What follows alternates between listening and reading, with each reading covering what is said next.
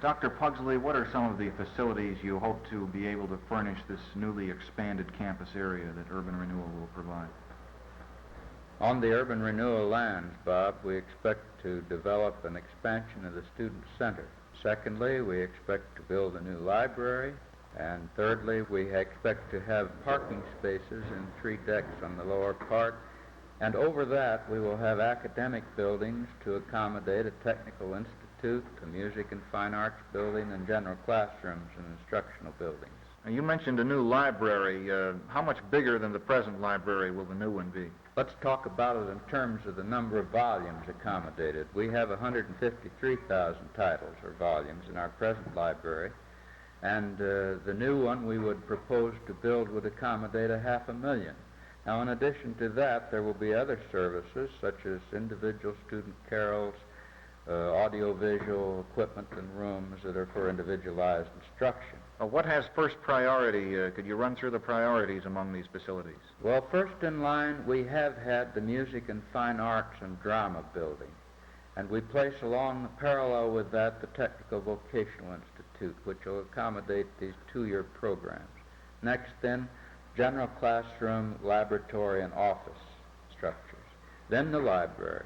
Now, the student center, of course, is a facility that we must find funds other than appropriated funds for. Doctor, what are some of the facilities you hope to put in your second urban renewal project in the campus area? Of course, the first facility that we expect to place there, Bob, is the Physical Education Health Building. That's the one for which we got the $1 million federal grant. We have $2.5 million, and we're going to start that hopefully this July.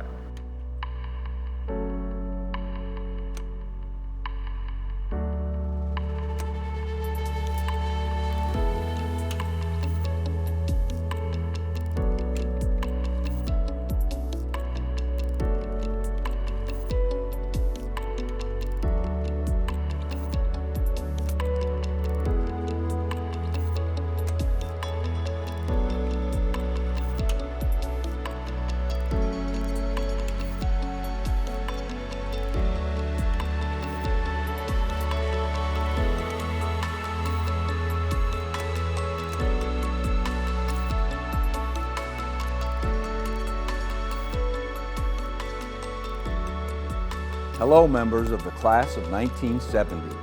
I want to congratulate you on achieving the milestone of graduating from YSU 50 years ago. We're so proud to count you as members of the Half Century Club. I wish I could be there to congratulate you in person, but I'm so happy to be able to recognize you and be a part of your virtual celebration. I thought I would use this opportunity to give you a brief update on YSU today. Many of you started in 1966 when Youngstown University was a private institution.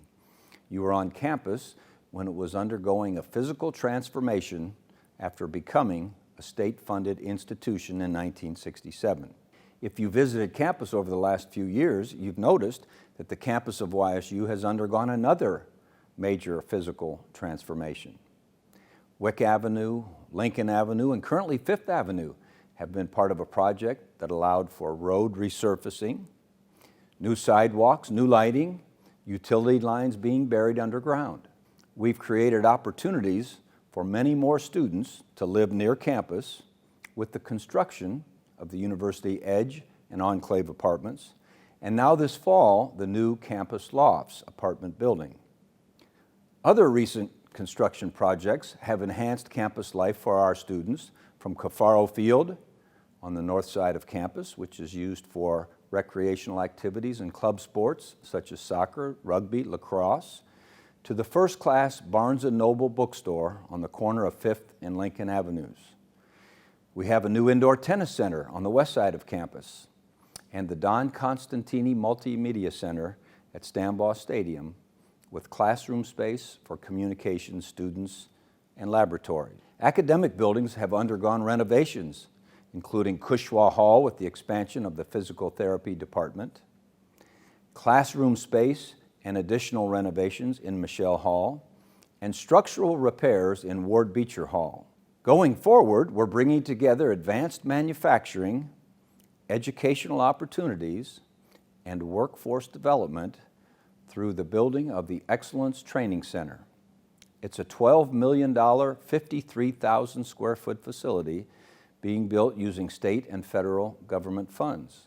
We're partnering with a number of local entities through this project to create educational and manufacturing opportunities that will advance the region's economy. I encourage you to visit campus when you're in the area and take a look at all these changes.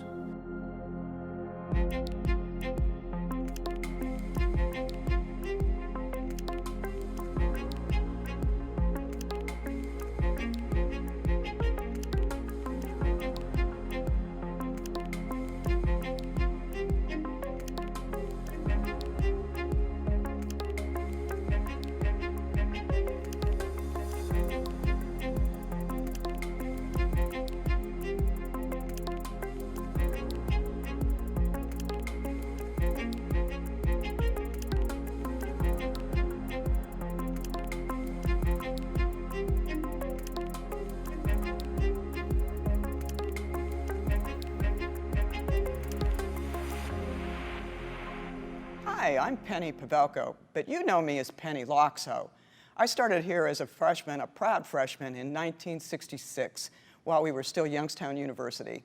And like you, I watched it become a state school that next fall, 1967.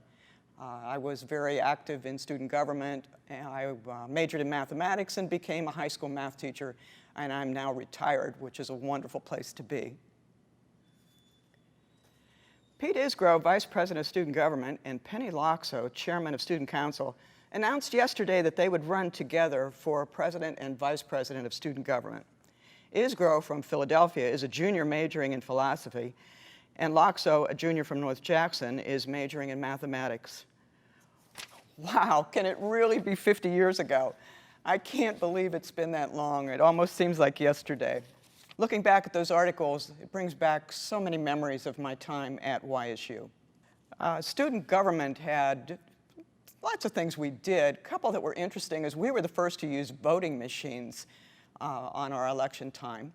We also started a committee that we worked with Ohio senators to enable students to be a member of the Board of Trustees, and that is now in place throughout the state of Ohio. One of the things I loved the most about being on campus at that time is we were the first ones on campus when it became a state university. It happened the beginning of our sophomore year. And of course, state funding started coming in, and there were new buildings that just seemed to be sprouting up everywhere. I watched the planetarium, the engineering building. It was just amazing to see all of that happen. Youngstown State remains very personal to me and important, and I've tried to keep it a part of my life. I was a member of the Alumni Board of Directors. I was one of the committee members that was involved in arranging or trying to get a world record of the number of people dressed in penguin costumes. And I'm happy to report, if you haven't heard the news before, we really did get listed in the Guinness Book of World Records, and there were 972 people dressed as penguins of all ages that met at the Watts Center on homecoming. It was the 50th anniversary that year of our becoming a state university. Currently, I'm working with the committee on the Legacy Forest.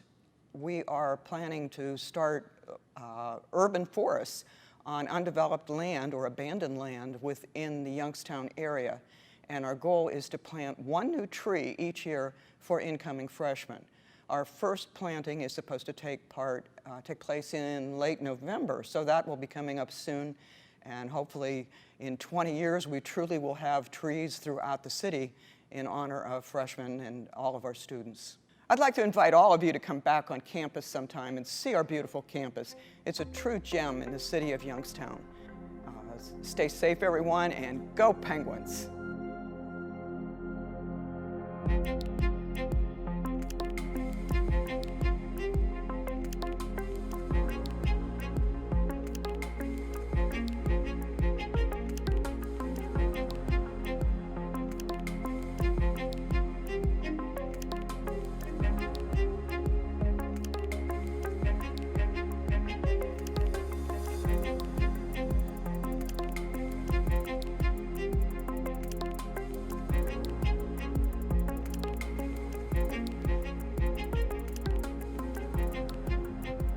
So the physical transformation that's gone on here has been absolutely amazing. As an example, the engineering school wasn't there. It was there in my second or third year. It got finished. This field that we're standing on did not exist. We played at Rayan Stadium, but we would go out to Liberty, but we didn't have the typical sleds that you see on a football field, and it was just us hitting each other. And it was just a great experience. My name is Chuck Joseph. I attended YSU between 1965 and 1970. I majored in mechanical engineering, and I had the fortunate opportunity to play on the football team under Dyke Beatty. I originally was from Salem, and I got drafted, if you will. Dyke Beatty, one day in the library, come up to me and my dad and said, "How'd you like to play football here at YSU?" I'm like, "Sure." Told him I was in engineering, which is a 5-year curriculum, and he said, "Well, we'll give you a free ride, books, tuition, room and board, all that." So obviously that got my attention. Well, our football team had a reputation of being hard-nosed. We hit hard, okay? We had a strange offense in regards to the fact that typically, as back in those days, everybody thought the quarterback would get up underneath the center and the ball would get snapped. The uniqueness of Dyke's offense was more of a side saddle type of deal where the quarterback would stand almost like at 2 o'clock and he would get a short punt snapped to him. And then the plays all derived off of that. And the other piece that happened was there was a halfback that would go in motion every play, and the quarterback would fake to him and then run the balance of the play, like off tackle or here or there. But that halfback would continue and run out around the end, faking as if he had the ball. And then periodically, coach would call it such that the quarterback would hand it to him, and he's carrying his fake out. And more often than not, that play worked. We were average as far as wins and losses, and that's okay, but we had a wonderful time. I got to play 4 years and in different positions. I played inside linebacker, I played cornerback. I was co-captain my senior year, so it was really, it was just a great experience. I'm proud of my education. I'm proud of what being a member of this football team, having the friends that I had, getting the education from the teachers that I had. You know, we talk about Doc Tarantine. He was my vibrations teacher. He still sits up in the stands. I'm proud of the education it gave me. I was able to take that. I spent 31 years working at Packard Electric as an engineer, and then I got into management. I was operating in plants. I had different departments that I was responsible for. And I couldn't have done that had I not had this education and the get started end of my career. And football combined with that gives me that teamwork effort. And I carried a lot of that teamwork concept into my professional career.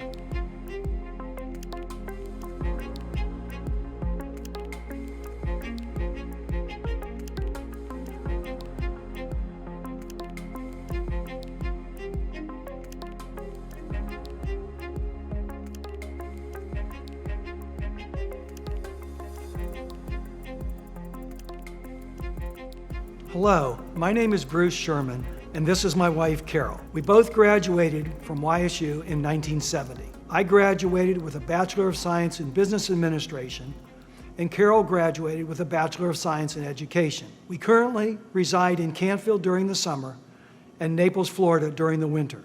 Following graduation, Bruce earned his CPA license and worked in public accounting, and I taught public school in Liberty and substitute taught in Boardman In 1995, we combined our knowledge and skills and opened Sherman Creative Promotions, a promotional products company. We worked together for 23 years until our recent retirement in September of 2018. Over the years, we have recognized the value of the nonprofit organizations in our community. We have served on various boards and volunteered in different capacities. When we retired in 2018, we wanted to do something special for Youngstown State. We also wanted to encourage future generations of YSU students to take an active role in nonprofit organizations. To that end, we established the Bruce and Carol Sherman Scholarship for full-time students pursuing a minor and/or certificate in nonprofit leadership studies. We encourage all of you to think about helping future YSU students. We have stayed involved at YSU over the last 50 years in various volunteer capacities. Bruce served on the YSU Alumni Board for many years, and we are both life members of the Alumni Society. We belong to Pete's Pride and have volunteered at the Canfield Fair, Crash Day for new and potential students, and helped at graduation ceremonies. WYSU signed on the air in 1969 while we were students on campus. We are still avid listeners of the station and have volunteered with their on-air fundraisers for over 20 years. We fondly remember our years at YSU and attribute our success in life and in business to the quality of education we received. We take great pride in the growth and stature of the university over the past 50 years. If you have not visited campus lately, you should definitely put it on your bucket list.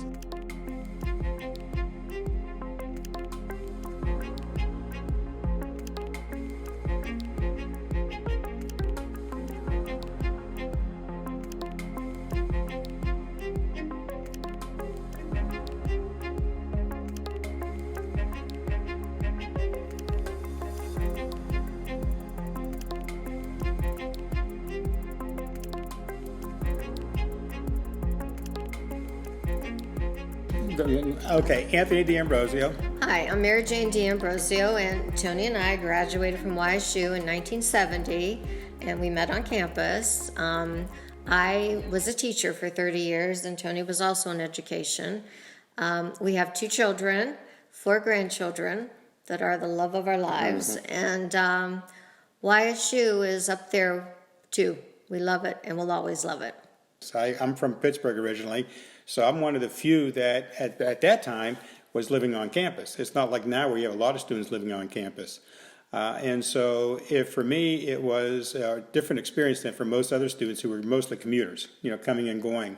I graduated from Ursuline in June of 1967, and a week later, I started at YSU, summer classes, and I graduated in 3 years. And I was able to do that because I worked on campus, and I was able to register for all my classes first before anyone else. I started off in the education department, and then I was transferred over to Kilcolly. And my job was to be nice to the boys and pass out their mail, and that's where we met. Well, I knew that once I met her that I had to go out with her, that she was my girl. And so it took me a year for her to finally say yes. Yeah, Tony had more of a campus involvement than I did. I mostly worked and tried to get done in 3 years and just had classes. But Tony had a more fun experience than I did. Well, I was heavily involved in the fraternity. As a matter of fact, I was president of the fraternity at the time we started dating. I think that really prepped me for my career. My entire future was based on all the experiences I learned by working in a fraternity, dealing with people, the leadership skills, and that just carried on throughout my adult life. I remember because I was in a business school, so most of our classes were, because we didn't have a business school, most of our classes were in the Lincoln Town Hall, and so there, we had classes everywhere, wherever we could. We had trailers for classes. There wasn't much there. Pollock House was another thing that I was involved in. Totally different than what it is today. Completely different. But still beautiful. I always thought YSU had the most beautiful campus. It was the flowers. It was gorgeous. And I did a lot of walking because I had to do a lot of sending papers from one building to another. So I did a lot of walking on campus with my job. So it was fun. It was really a pretty campus. It still is beautiful. Well, for me, it was more like a family setting because all my friends graduated that I graduated with all went to YSU. I didn't live on campus, but I worked on campus, so I got to know the teachers, the professors, the people I worked with. So it was more like every day going to school was like going home again. I had a great 3 years at YSU, and I'll always remember those days. It was a college then. It might have been Youngstown University, but it wasn't very big. And I would walk quite a bit, and that's okay. But the only thing new at the time was Kilcawley. Everything else was vintage Jones Hall, so to speak. Okay, yeah, Daniel J. Bokish, YSU class of 1970, and after 47 years in education, I'm finally retired. That was in mid-late 60s. Vietnam War was raging.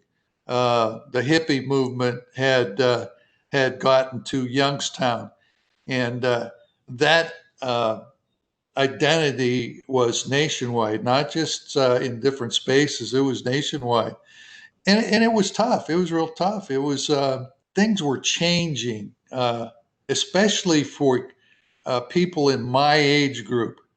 There was a cultural evolution going on, a music evolution going on. All of these things came together in the late 60s. When we left there in 1970, and then when I went back in 2015 or 16 or whatever it was, what a change. Oh my Lord. There's so many new buildings, new programs. I think after they became a state university, it really started to explode. And it was very attractive. And to where it is right now, it just kept getting bigger and bigger and bigger. And it's the campus is beautiful. In fact, I've made comments that as nice as YSU's campus is, compared to where it was when we first started, I was blessed to see how they have improved and grown. I'm John Lindner. I came from a small town in upstate New York, Canandaigua, New York, in the Finger Lakes. And I came to Youngstown thinking I was going to be a music major, majoring in tuba. But the times were changing, and I ended up giving up the tuba, becoming an education major, and getting very involved in the campus and the community that led to experiences that allowed me to grow and change in ways that I couldn't have imagined. I arrived in Youngstown in 1966 from a small white town in upstate New York, thinking I was going to be a tuba major. But it was the beginning of a time of all kinds of things happening in our nation and in Youngstown. So I got involved in issues of race relations, and that was a whole new thing for me. And it began to open up a world that I had not known before.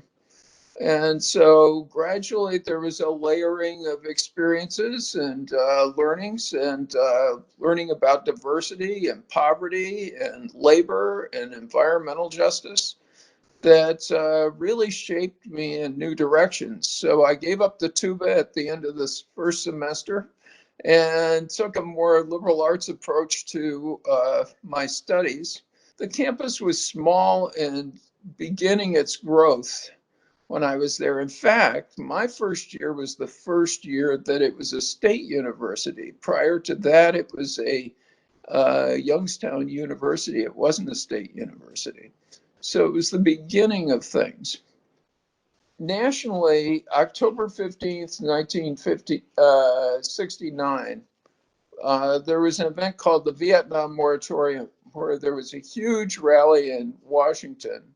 And then we, all across the country, campuses and communities were having rallies to end the war. And then we had, I think, about 1,000 people that showed up for the rallies that day. And we started on campus and then walked to the downtown square where everybody met to finish the rally. You know, people that were very supportive of the war up till then, but this was a big change. And as the Youngstown Vindicator describes it, it was a sober event, but it was powerful. It was not only the classroom learning, but it was the context of learning and the kind of personal growth, the opening up to new experiences of the world, and learning skill sets that I had no idea I had, that laid the groundwork for a life that's, I feel very privileged, and it's been extraordinary. I've traveled the world. I've been able to work on causes that I've been passionate about. And that wouldn't have happened if I hadn't ended up taking my tuba and going to Youngstown.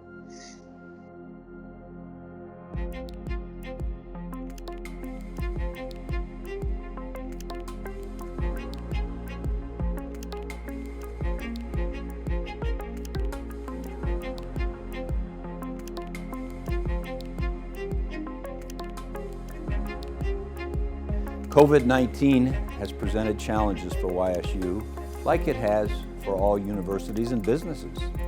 But we're in the middle of a productive semester with different instructional modes being offered to students. About 20% of the classes are face-to-face, 60% hybrid, agile, online, rotating students in and out, 20% truly online. These different modalities, we've had a chance to survey, find out from the students where we might need to make some changes for the spring as we continue to work hard. I'm very proud of our efforts made by our students, faculty, and staff to adapt to these unusual times and work together to ensure the success of Youngstown State University for the next 50 years. Once again, congratulations on the 50-year anniversary of your graduation from YSU. Welcome to the Half Century Club, and go Penguins.